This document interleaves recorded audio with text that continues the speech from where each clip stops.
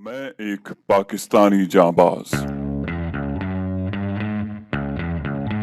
भारत और नेपाल में अपने जासूसी के मिशन मुकम्मल करके अपने पाक वतन पाकिस्तान पहुंच चुका हूं और एक पुरसुकून जिंदगी बसर कर रहा हूं। इस बात से बिल्कुल बेखबर कि एक और अनजाना मिशन मेरा मुंतजर है।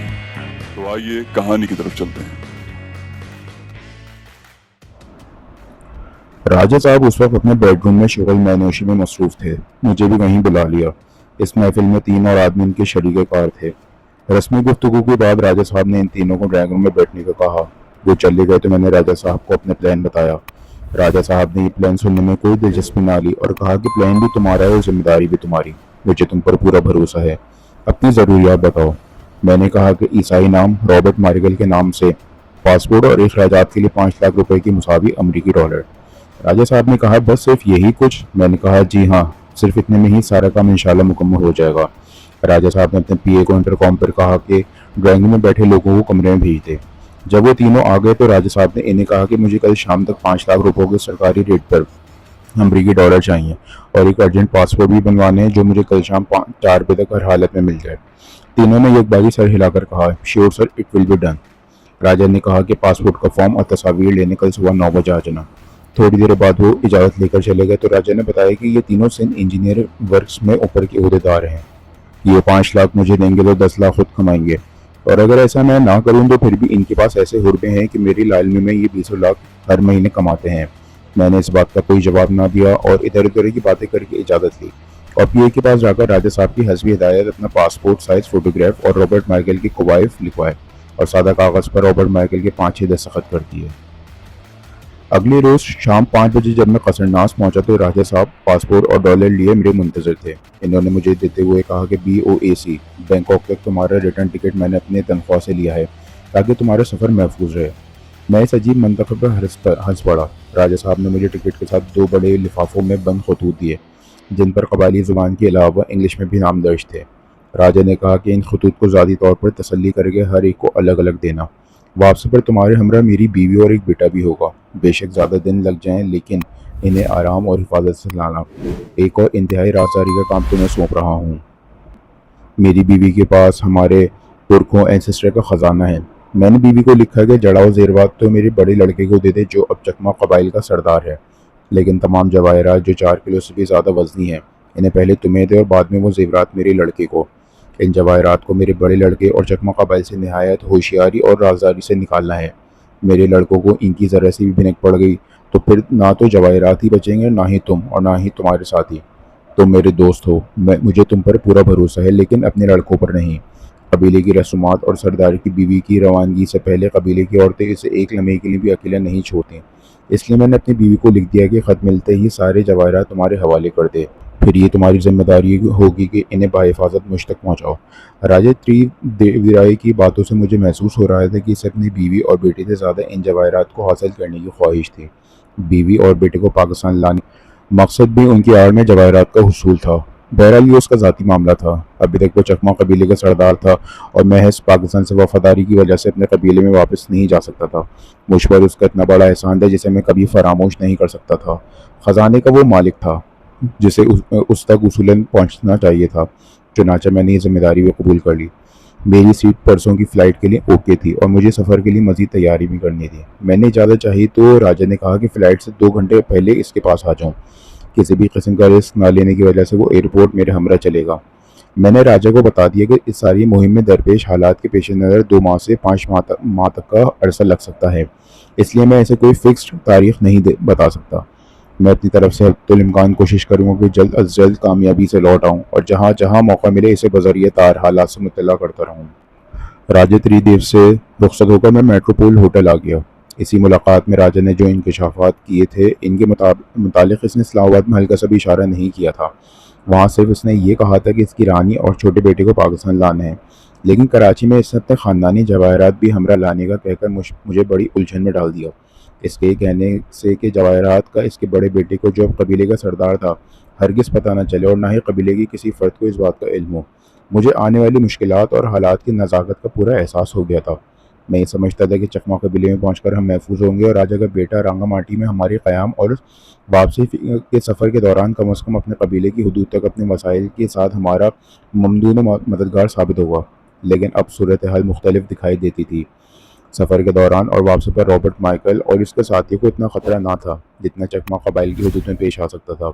सरदार बदलने के साथ साथ यकीनन वफादारियाँ भी बदल चुकी होंगी। नए सरदार की तरकदूरी का फरमान में हमरा लिए जा रहा था। इस फरमान का मतलब ये था कि राजा त्रिदेव राय के जो मखसूस वफादार थे, इन्हें भी अब खुद राजा के फरमान के मुताबिक नए राजा की अताअत और इसके अहकामात बजा लाने पड़ेंगे। रांगामाटी मैदानी इलाके में नहीं बल्कि घने जंगलात और दुशवार गुजार पहाड़ियों में घिरा हुआ है। वहाँ पहुँचने के लिए सबसे आसान और सहल रास्ता चट्टागांग से जाता है। इस रास्ते पर भी बाकायदा कोई सड़क नहीं। ऊंचे नीचे रास्ते पर 4 व्हील जीप भी बड़ी दुश्वारी से जाती है। रास्ते में एक बहुत बड़ा दरिया उबूर करने के लिए कोई पुल नहीं और बड़ी कश्ती में जीप समेत सवार होकर दरिया उबूर किया जाता है।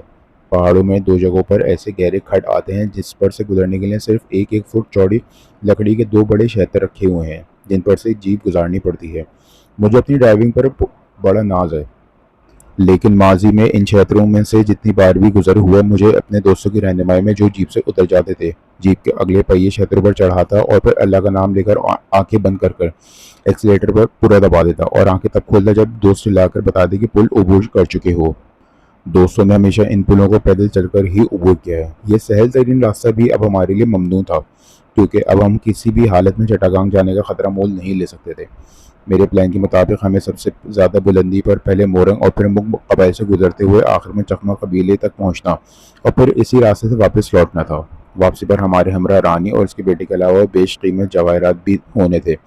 तस्वुर में तो ये बात बड़ी एडवेंचरस और दिलचस्प मुहिम दिखाई देती है, लेकिन अमली तौर पर तकरीबन नामुमकिन थी। बहुत सोच विचार के बाद अगले रोज़ मैं फिर राजा त्रिदेव के पास गया और इससे कहा कि वो अपने बड़े बेटे के लिए एक और फरमान लिखे जिसमें तुम्हारी अनकरीब वापसी और दोबारा सरदारी संभालने और बांग्लादेशी हुकूमत से बरसरे के पैकार रहने के अलावा तुम्हारे यूरोपियन कराए के सिपाहियों के हसूल की कोशिश का अहवाल दर्ज हो। रानी और छोटे बेटे को पाकिस्तान लाने की वजह और आइंदा जंग में इनकी हिफाजत और कबीले के लोगों को भी इस जंग के लिए पूरी तरह तैयार रखने का लिखे। मैंने राजा को कहा कि मैं ये नया फरमान तुम्हारे बड़े बेटे को पहले दूंगा और वापसी के वक्त इसे कहूँगा कि रानी साहिब और छोटे भाई को हिफाजत के लिए अपने चंद चाकू चौबंद जवान और एक मोतबर शख्स हमारे हमरा भेजे जो बर्मा की सरहद तक हमारे साथ रहे। इनके वापस जाते वक्त मैं मोतबर आदमी को तुम्हारा असली फरमान दूंगा। जब तक वो फरमान तुम्हारे बड़े बेटे को मिले हम इनकी पहुंच से दूर निकल चुके होंगे। राजा को मेरी बात समझ आ गई और उसने एक नया फरमान लिखकर मुझे दिया। मैंने दोनों फरमानों के लिफाफों पर अपने निशान लगाए ताकि इन्हें देते वक्त गलती का इम्कान ना रहे। राजा से मेरी बेतकल्लुफ़ी थी। मैंने उससे पूछा कि जब तुम्हारी यहाँ एक फ्रांसीसी औरत से मोहब्बत के पेंगे बढ़ा रहे हो तो फिर रानी को यहाँ बुलाने की वजह यकीनन तुम्हारी सिर्फ ये होगी कि रानी के बगैर जवाहरात तक तुम नहीं पहुँच सकते। बजाय झेपने के राजा खिलखिलाकर हंस पड़ा और बोला, मैं तुम्हारी जहनी रसाई की दाद देता हूँ। मुझे वाकई सिर्फ जवाहरात की ज़रूरत है। रानी और बेटे को मैं इंग्लैंड भिजवा दूंगा ताकि मेरा बेटा मगरबी तालीम हासिल कर सके। जहाँ तक फ्रांसीसी औरत का ताल्लुक़ है तो तुमने आज शायद इसे पहली बार ही देखा होगा। तुम्हारे यहाँ आने से चंद लम्हे पहले ही वो मेरे कमरे से निकली थी। ना जाने ऐसी कितनी औरतें यहाँ और इस्लामाबाद में मेरे पास आती हैं। तुम्हें भी बता दूं कि इन औरतों में बेशतर पाकिस्तानी और मुसलमान होती हैं। राजा की बात सुनकर मुझे तैश तो बहुत आया, लेकिन मैं खामोश रहा। उसकी एक वजह यह थी कि राजा किसी औरत को बुलाने के लिए उसके घर नहीं जाता था। अपनी इगराज और माशरे के नासूर का शिकार ये औरतें खुद राजा के पास आती थीं। इसमें राजा का कोई कसूर ना था। जब अपनी मुर्गी ही अच्छी ना हो तो इसके हमसाइयों के घर अंडे देने पर हमसाइयों से झगड़ा क्यों। और यहाँ तो बात चंद की नहीं बल्कि आवे का आवा ही बिगड़ा हुआ था। अगले दिन मैंने सफ़र की तैयारी और अपने प्लान को मज़ीद ठीक ठाक करने में गुजारा। मुझे बार बार एक ही ख्याल सता रहा था कि अगर दिल्ली से लड़के किसी भी वजह से मुझ तक ना पहुँच सके तो फिर मैं क्या करूँगा। पाकिस्तान से तो मैं बिल्कुल अकेला जा रहा था। इस मिशन में जिनकी शमूलियत नागुज़ीर थी, इनकी आमद की अभी तक सिर्फ उम्मीद ही या ज़्यादा से ज़्यादा खुशफहमी थी। मैं सोचता था कि अगर दिल्ली के लड़के मुझ तक ना पहुँच सके तो इनके मुताबादिल कहाँ से मिलेंगे। बैंकॉक तक मेरा सफ़र पासपोर्ट और कानून के दायरे में था।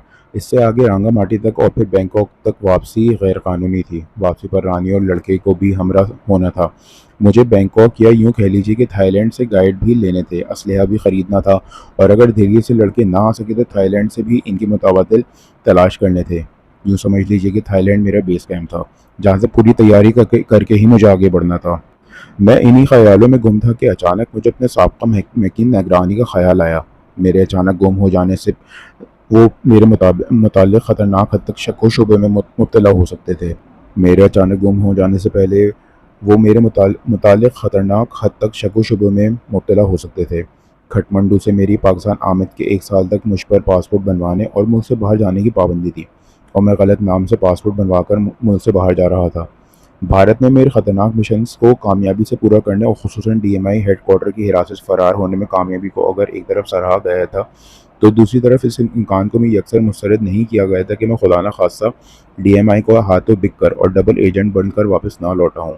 मेरी हर हरकत की निगरानी की जाती थी। मेरे बगैर इत्तला और बगैर किसी माकूल वजह के यकैक गायब होने को कई मफ़हूम पहनाए जा सकते थे। मेरी वापसी पर मुझे भयानक अंजाम से भी दो चार किया जा सकता था। इस सोच से मेरे जिस्म में कपकपी दौड़ गई। मैं सीधा राजा के पास गया और इसे अपने खदशात से आगाह किया। मेरी बातें सुनकर वो भी सोच में पड़ गया। हम दोनों ने वाकई इस बहुत अहम ज़्यादा बात को बिल्कुल नज़रअंदाज कर दिया था। हम ये सारा मिशन ख़त्म करने के बारे में सोच रहे थे कि आखिरी कोशिश के तौर पर इसने अपने PA को वज़ीर आज़म साहब से टॉप प्रायोरिटी मसला कहकर फूल मिलाने को कहा। खुशकिस्मती से आधे घंटे में भुट्टो साहब से इसका रब्ता हो गया। राजा ने चूँकि पहले भी इस मसले पर इनसे बात की हुई थी, इसलिए इसे पूरी बात बताने में कोई दुश्वारी पेश ना आई। दोनों बेतकल्लुफ़ दोस्त थे और एक ही थैली के चट्टे बिट्टे थे। मैं तो टेलीफोनिक गुफ्तगू और सिर्फ राजा की बात सुन सकता था। दूसरी तरफ से कहा गया कि मुझे इसका कुछ नहीं इल्म। जब ये गुफ्तगू ख़त्म हुई तो राजा के चेहरे पर इत्मीनान झलक रहा था। इसने कहा, फिक्र ना करो, सब ठीक हो जाएगा। और यकीन जानिए कि 1 घंटे के अंदर ही राजा के PA ने बताया कि मेरे महकमे के 2 आला अफसरान इस्लामाबाद की हिदायत पर इससे मिलने आए हैं। इन्हें फ़ौरन बुलवाया गया। इन दोनों अफसरान ने मुख्तसरन मेरे और राजा के बयान लिए और पहले से एक टाइपशुदा क्लियरेंस सर्टिफिकेट, जिस पर खाली जगहों पर मेरे असली नाम, नकली नाम और पासपोर्ट नंबर और मेरा महकमाना कोड नंबर इन्होंने लिखकर मुझे दे दिया। सर्टिफिकेट में लिखा हुआ था कि अहम सरकारी फ़राइज़ की अंजामदही के लिए महकमे के सरबराह की हिदायत पर बैरून मुल्क जाने की इजाज़त दे दी गई है। वापसी पर मैं अपने साहब को महकमे में रिपोर्ट करूँ। ये सर्टिफिकेट देकर वो चले गए। मेरी बहुत बड़ी मुश्किल हल हो चुकी थी। होटल मेट्रोपोल आकर मैं इन्हें इस सर्टिफिकेट की 4 कॉपियाँ बनवाईं। एक अपने घर, एक पेशावर में होटल के मालिक बाबर खान को, एक कॉपी अमानतन मिस्टर मेनू वाले को दी और एक अपने पास रखी, जिसे जहाज में परवास के दौरान ही मैंने तल्फ कर देना था। अगले रोज़ बाद दोपहर 3 बजे में मेट्रोपोल से चेकआउट होकर अपना सूटकेस लिए राजा के पास खजरनाक चला आया। राजा भी तैयार था। इसके सेक्रेटरी के हमरा हम एयरपोर्ट को रवाना हुए। राजा साहब के हमरा होने की वजह से हम VIP लाउंज में गए। वहीं से मेरा सूटकेस ले लिया गया। तब मुझे बोर्डिंग कार्ड दे दिया गया। British overseas Airways corporation BOAC इन दिनों दुनिया भर की एयरलाइंस पर अपना एक मुनफरिद मकाम रखती थी। बाद में दुनिया भर की सबसे बड़ी हवाई कंपनी ख़त्म कर दी गई। जहाज़ की रवानगी का ऐलान हुआ तो राजा ने गर्मजोशी से मुझे अलविदा कहा और हाथ मिलाते हुए एक मोटा लिफाफा मुझे थमा दिया और कहा कि ये हमारी आदत है कि दोस्त को रुखसत करते वक्त कोई ना कोई तोहफा उसे ज़रूर देते हैं। रांगामाटी में भी तुमने देखा था कि हमने दोस्त और मेहमानों को खाली हाथ विदा नहीं किया था। इस लिफाफे में $30,000 हैं। ये हमारी तरफ से तोहफा है। मैंने लिफाफा लेकर इसका शुक्रिया अदा किया। एयरपोर्ट की गाड़ी मुझे अकेले को जहाज़ तक ले गई।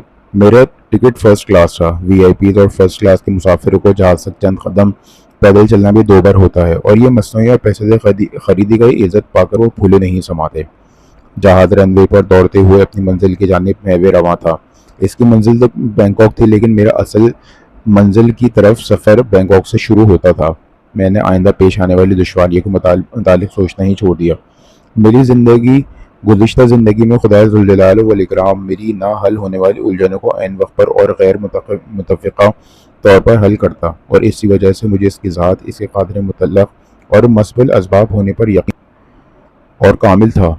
याद रहे कि मुझे अब भी मैंने इससे वही मदद मांगी क्योंकि सिर्फ वही मदद करने वाला था। इस सोच ने मुझे बड़ा सुकून दिया। मैं गहरी नींद से उस वक्त चौंका जब एयर होस्टेस ने अनाउंसमेंट की कि जहाज़ बैंकॉक एयरपोर्ट पर उतरने वाला है। सिगरेट बुझा दीजिए और सेफ्टी बेल्ट बांध लीजिए। जहाज़ में मगरिब से मशरिक़ तक की सफ़र करते हुए जिस्मानी थकान और ज़हनी तनाव बहुत बढ़ जाता है। 7.5 घंटे की मुसलसल सफ़र ने मुझे ऐसी ही हालत से दो चार कर दिया था।